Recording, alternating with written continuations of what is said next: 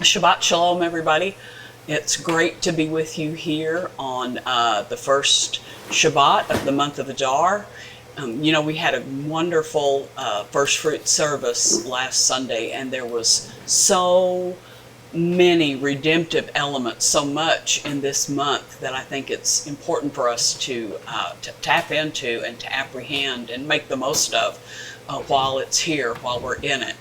And, one of the things Robert talked about a lot was the element of joy and the need for rejoicing and celebration in this month. And as I was reading about Adar in Time to Advance, I ran across something that reminded me of a circumstance in my life, and I had shared it with Chuck. He said, well, share that on Shabbat. And in Time to Advance, it says, just a little short paragraph, it says, this month of eloquent communication is also a time to get into the celebration mode of ending certain seasons of your life. A lot of us never celebrate endings. And I think that is such an important principle for us to recognize and to apply to our lives. I know, recently I talked on Shabbat about the finishing element, because the first thing you read, in Genesis 2, it's the Lord was finished, and what a powerful force that can be in our life, finishing. And it's the same principle that it's talking about here, the principle of things ending, and the need to celebrate those ends. I'm sure all of us have things in our life, have seasons in our life that we want to see end, things, circumstances we are believing the Lord to bring an end to. And so the celebration of those ends can be a pretty powerful thing. So I wanted to share with you an incident that took place, I don't know, about 4 years ago, about 5 years ago now,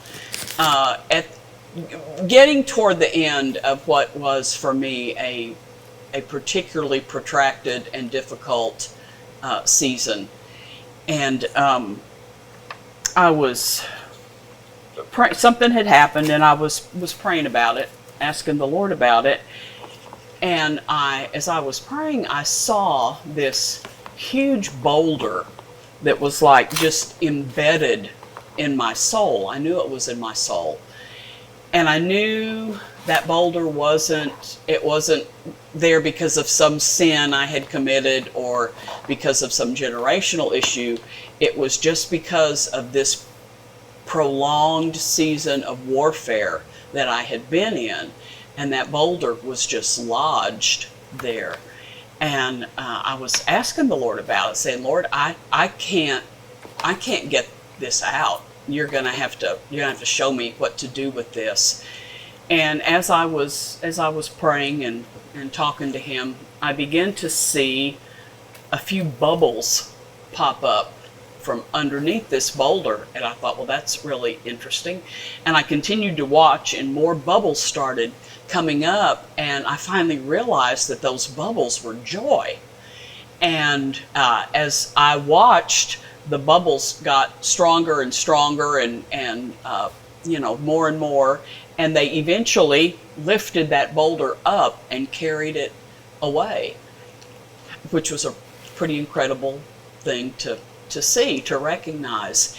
And a day or two later, I was talking about it with Leanne, and we were just revelating back and forth in it. And as that happened, I heard the Lord say this. He said, you have to celebrate the victory in your warfare before you see it happen. He said, a purposeful celebration of overcoming has to take place before you will see the overcoming itself. And that just kind of came out of my mouth talking to Leanne, and then she said this. She said, if we just move from war to war without any celebration, she said it just becomes PTSD in our spirit.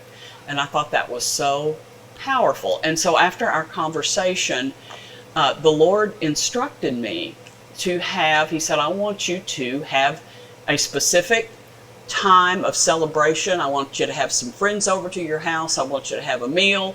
I want you to drink some wine and celebrate the end of this warfare. And so I did that. I had some good friends over. We had a great meal. I had shared with my friends why I was doing that, what was it about. And it was, I think it was a powerful time. Now, it was still a couple of years down the line before I saw the end of that warfare. But that celebration of the end, of the finishing, it was a marker in time. It was a memorial in time.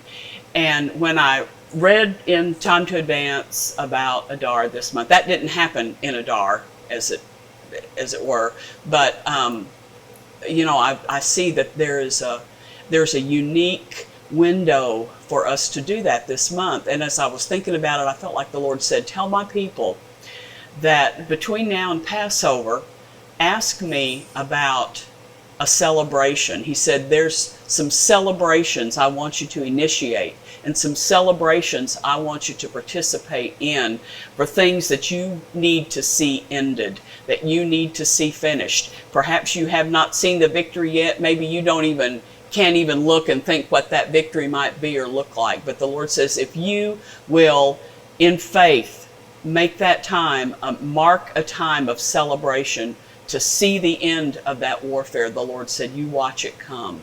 So I wanted to release that to you all. You know, we're 6 weeks or so out of Passover. There's actually a couple of more things now that I'm getting some direction on to do in this. And I believe it's a very powerful thing for us to participate with the Lord in, and to apprehend for our future.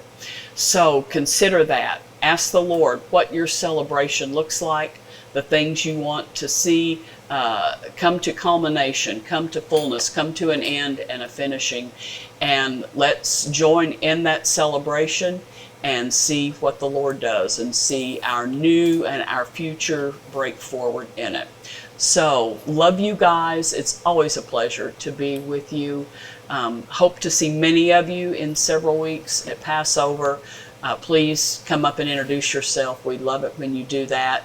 We appreciate the supply of the Spirit that you bring, whether you ever set foot on this side or not. Know that you bring a portion of what the Spirit of God is doing here. So Shabbat Shalom. Have a great time, a great weekend. We love you much. Bye-bye.